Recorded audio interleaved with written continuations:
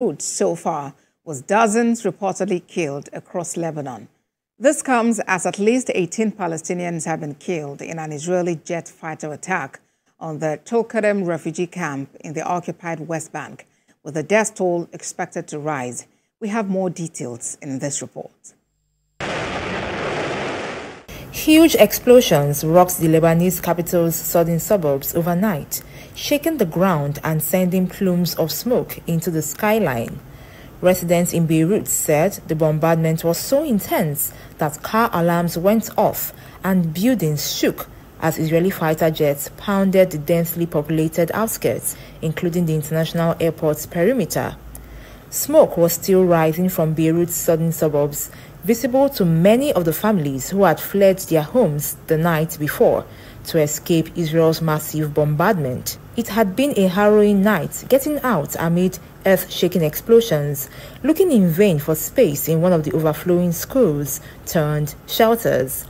By the morning, hundreds of families were sleeping in public squares, on beaches or in cars around Beirut.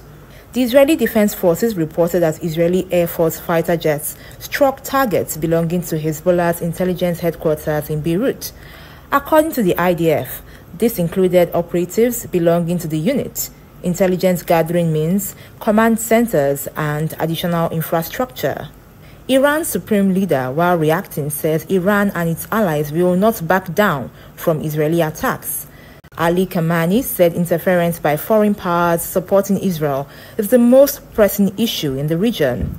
He, however, called on the people of Lebanon not to despair and to continue standing up to Israel. In another development, reports say the humanitarian situation in Lebanon appears to be worsening. The head of the World Health Organization has called for urgent help to bring medical supplies into the country. The WHO says at least 28 on-duty medics have been killed in Lebanon in the past day. Meanwhile, the U.S. State Department spokesperson Matt Miller has discussed how the U.S. is working to provide options for its citizens who are currently in Lebanon, including blocking seats for U.S. passengers on commercial planes. As I said yesterday, we are working 24/7 to help provide U.S. citizens in Lebanon with as many options as possible to depart. We know that not all of them wish to leave, but our goal is to provide as many options as we can to make sure all of them are safe. First, we are working with U.S. airlines to block seats for U.S. citizens. We are also working to... With U.S. with airlines. Sorry, we are working with airlines to block seats for U.S. citizens. Excuse me. We are also working to increase the commercial capacity by organizing additional flights.